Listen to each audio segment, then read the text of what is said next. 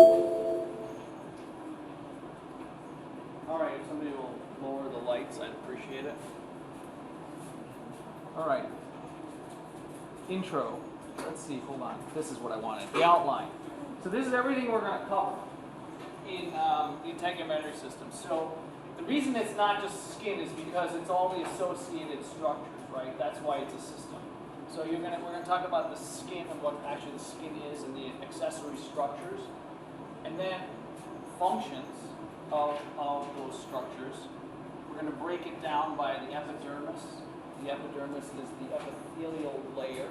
It's the outer layer of the skin, the most superficial. The dermis is the second true layer. It's thicker, it's deeper. We're going to talk about the hypodermis, which is not a true layer, but some people refer to it as the third layer of the skin. It's actually the subcutaneous fat that's underneath it, but some people call it the hypodermis.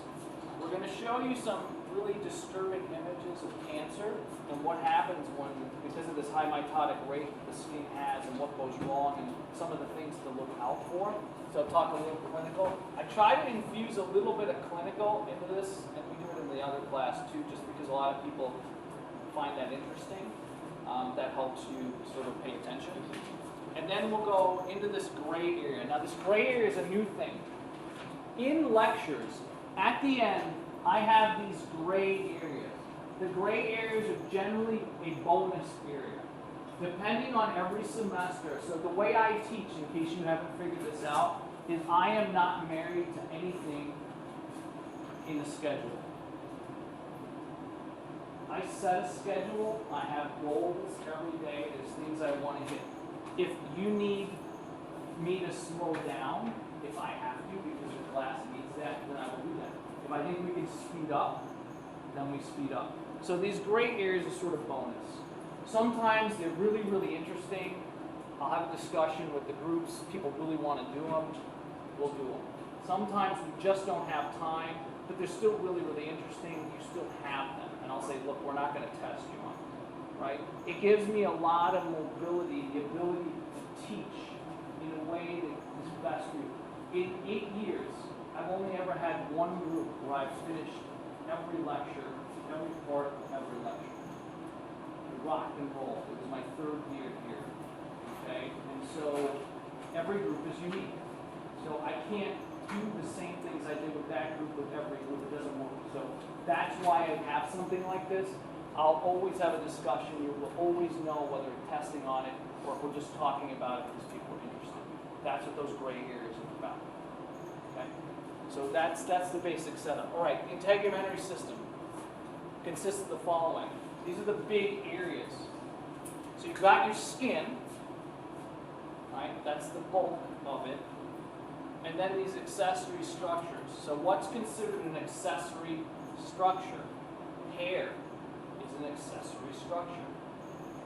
The sebaceous glands, sweat glands, ceruminous glands, mammary glands, and then your nails. So two big categories, skin and accessory structures, and all of these in parentheses here are the accessory structures.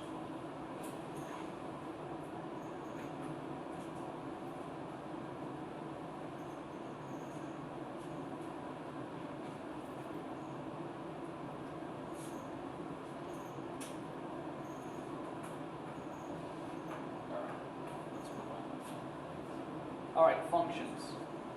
So we do structure function, right? Structure function. Functions. One of them is protection. That's pretty obvious, right? Your skin, your integumentary system, is designed to protect you. Think about this for a moment. If you've ever heard anything about what happens to someone who has massive burns all over their body, okay? Massive burns. What are some of the problems that occur to these people when you have mass? Let's say that 30% of your body is burned. That's a lot. I don't know where the cutoff is, like where you can't be alive anymore, because I'm not a physician. But 30% is starting to get close to that number. Okay, let's say 30% of your body is burned. What kinds of issues do you think you would have because you burned off that skin, Arjun? Infection. So you're protecting yourself. It's a physical barrier to bacteria and viruses getting in. When it's gone, you get infection. What other kinds of problems you have, Kaylin? Temperature regulation. You can't regulate temperature as much. Kyla, you was going to say. Yeah. Teresa. Dehydration. Huge. So just by the fact that your skin, right, which is the biggest organ in your body, is there, all of these things don't happen just by it being there. And when it's not there, like in a burn victim, then you have problems. Okay, so protection. Protects against ultraviolet light. The sun, right? Your skin has the ability to acclimate to lots of UV radiation. And you've all had a tan or a burn at some point, right? That's part of that acclimation process. Bacterial invasion and, of course, dehydration. Very, very good. And we're going to talk about ultraviolet light, how the skin actually does this. It's kind of cool. Really cool, I think.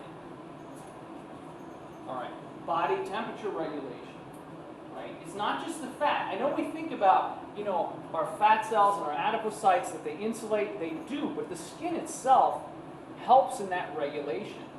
Think about sweating, right? When your core temperature goes up.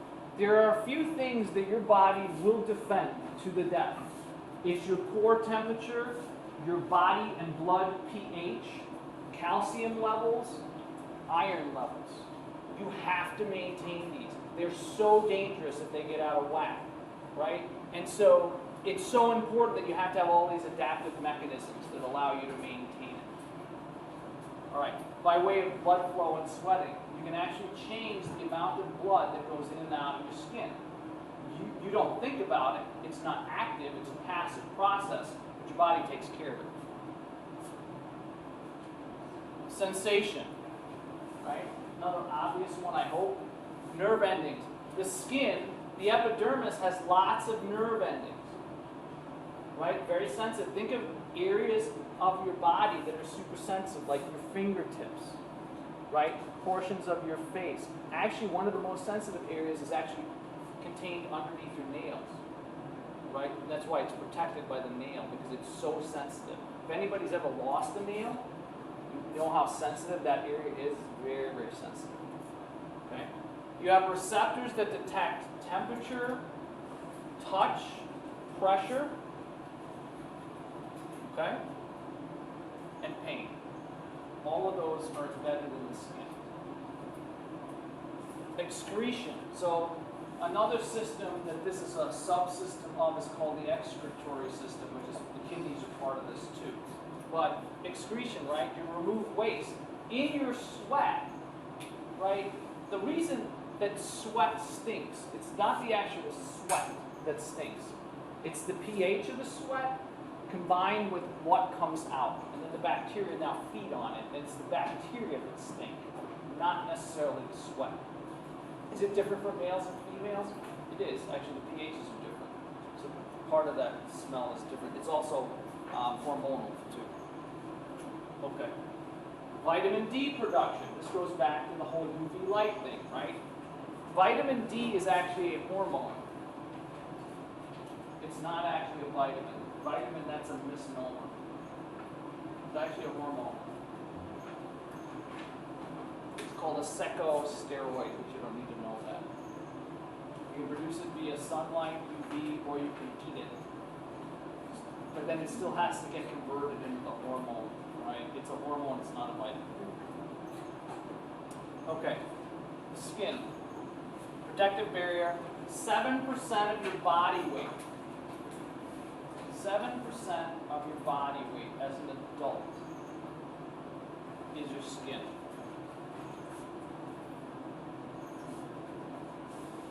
And that's in the average person, right? The bigger you are, the greater the percentage.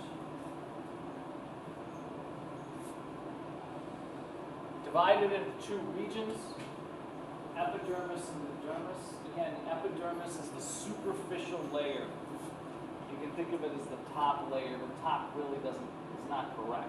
It's the superficial layer.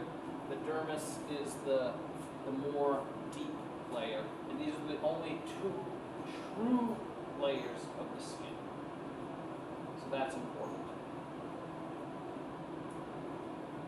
Just below the dermis is this hypodermis, is also called subcutaneous tissue and superficial fascia. Okay. That's what the hypodermis is. It is not technically a skin layer, but it does have the name hypodermis, which is somewhat deceiving. So you can think of it that way, but it's not a true skin layer. Fascia, I like to explain to people who don't know what fascia is. It's connective tissue, true connective tissue that sits underneath the skin, and you can imagine that fascia, if you've ever seen a surgery where you're accessing maybe a muscle and you're trying to blunt what's called blunt to dissect, you go into that muscle area, you can see this like saran wrap, really almost transparent layer that sits on top of it, and that's, you sort of move that aside, and then you can actually get to the actual muscle and start separating the actual muscle bellies out. The same thing around the joint. So the fascia surrounds everything, right? And it's moldable. And the positions that you stay in the most, that's the positions that the fascia is going to take on, all right? And so that's why movement is so important. Because if you're stable in one position for too long, for too many years, then you actually start to mold your fascia, and it's very hard to unmold it. But the more you move, the more it moves, right? So that's the fascia. This is a diagram you should know. This is something, I wouldn't ask you to draw this necessarily, but you should know parts of this.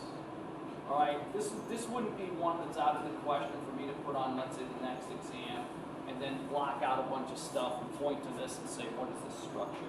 It's a cartoon structure. It's not a histology structure, right? So this is the basics. Like you should be able to look at this picture and know all the basic parts. Yes, CJ. So is the skin just the hypodermis and the dermis? Yes, this layer and this layer. The hypodermis is not skin. That's under here. And so you can see in here, right, lots and lots of layers. Remember, skin is actually keratinized epithelial tissue.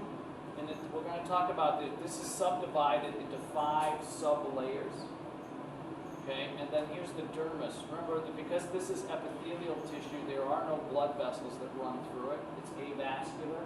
That's true. It has a really good nerve supply. Hair follicles run through it, right? The sweat glands and sebaceous glands have their ductwork that goes all the way through. You see nerve endings here, the hair follicle, right? Sebaceous gland is the one that produces the oil that's on your skin.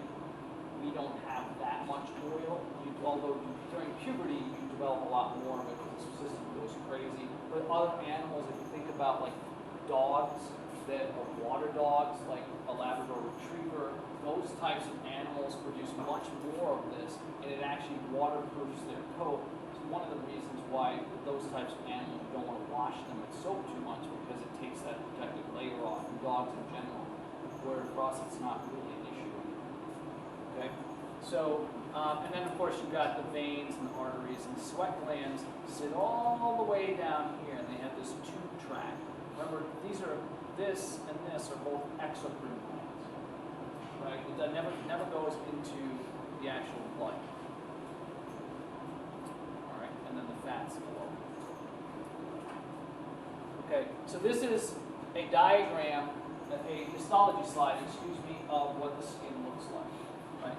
This may be something you see in the lab, but certainly I'm not going to ask you to identify something like this in a lecture. Okay? It's just trickier. Here's the layers of the epidermis. Again, to the untrained eye, it looks like just a mishmash, but we're going to go through them, and you'll be able to identify them better. Here's the actual dermis, and then there's the hypodermis. Notice that each of the layers gets thicker as you go from superficial to deep. And we're going to try to dissect some of these images out throughout the lecture so that you can tell what this mishmash looks like. And you'll actually be able to do it pretty well. It's not bad. All right. So We're going to keep coming back to this. This tissue stuff that we spent so much time on, we keep coming back to it over and over and over again. That's why I spent so much time on it.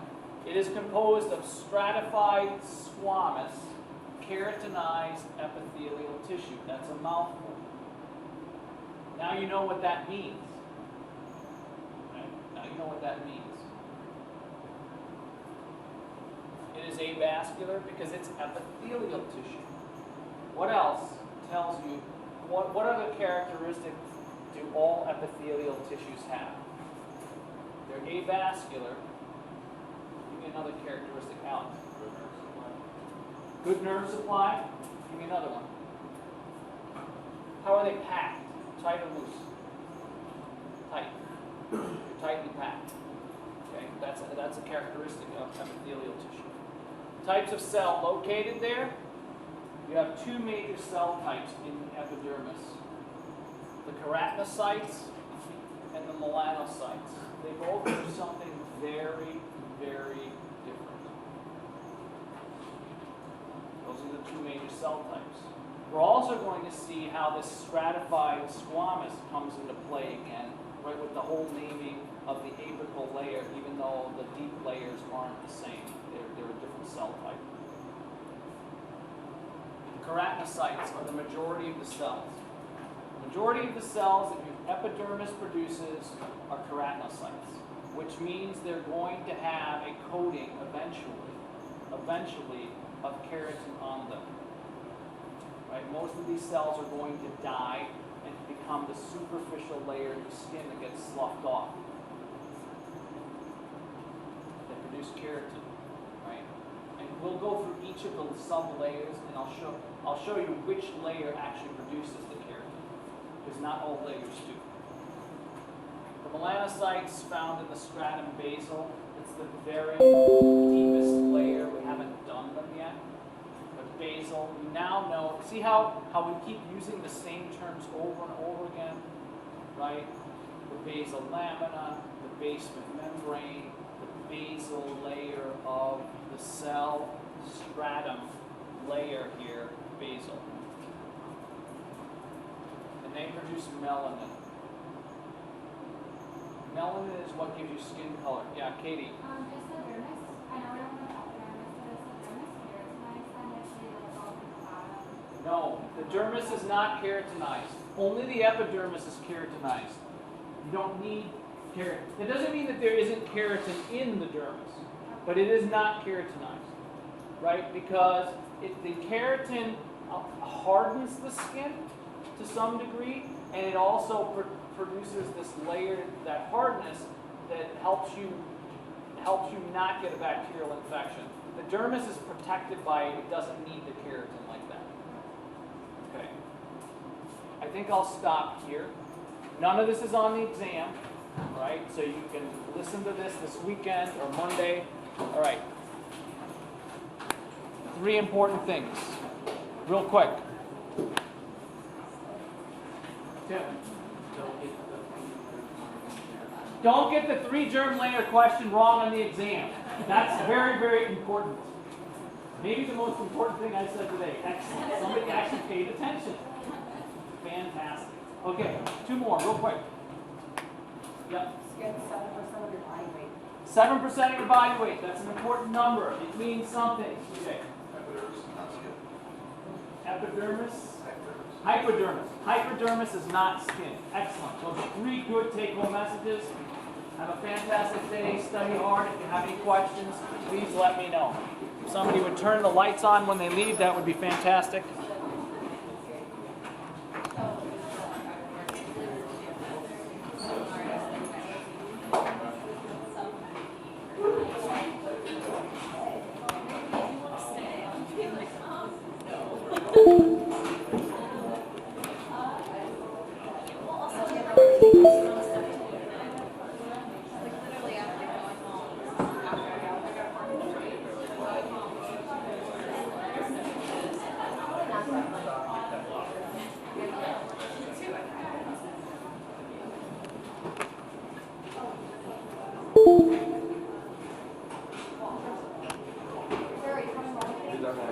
Yes, sir. My class that's normally now got canceled, so I came. I'm on the 130 That's fine. section. I got you. Yeah, that's I didn't right. want to You're go right. home and That's come back. No, that's Do it. I got you. Cool. I'm trying to test myself visually. Yeah. I realized you were here. That's good that you were Okay. Yeah, I just wanted to let you know so you didn't think I'm ditching class. No. I saw you and I'm like, I don't think Connor's this guy. That's okay. All right. At least I'm noticing. Yeah. At least I'm noticing. Yep. Yeah, I'm signed up for one of those mock interviews. Yep. I just wanted to make sure that there wasn't anything I was supposed to send to you guys or bring with me. No. I mean, some students brought in like a CV, like short one page. You don't have to. Okay. You've been through it, so you know what it's like. Some people came, dressed up like they were going to the actual interview. If that makes you feel like that helps you prepare and be in the mindset.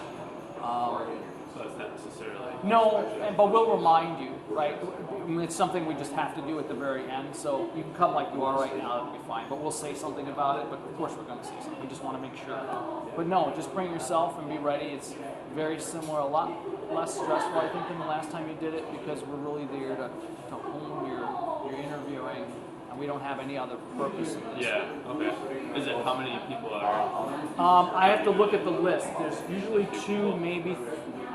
I have one session that actually has three. Okay. Most of them have two. Yesterday it was myself and Dr. Brown Holland. It'll be myself and Dr. Justin Miller. Dr. Tobias is showing up for one, and then Frank Hicks is doing the rest of it.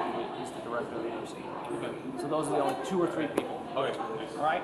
No problem. Yes, sir. My question is this. I'm going through, I forgot what I want to do with my life. Yep.